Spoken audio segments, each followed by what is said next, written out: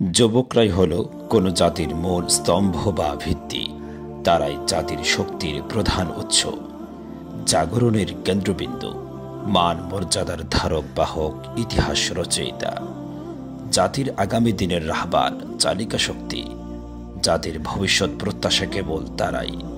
তাদের হাত ধরে আসে সম্মান ও মর্যাদা।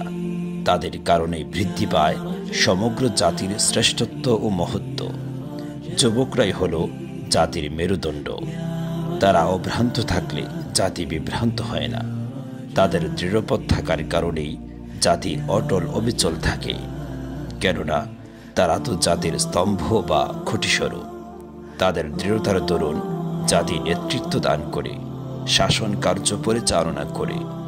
অন্যদিকে যুব সম্প্রদায়ের অধঃপতনের ফলে সমগ্র জাতি ক্ষতিগ্রস্ত হয়, ভেঙে পড়ে জাতির মেরুদণ্ড। আল্লাহ ও তার নবী, ইসলাম ও মুসলিম উম্মাহর সম্মান রক্ষার্থে জাগ্রত হও হে যুব সমাজ।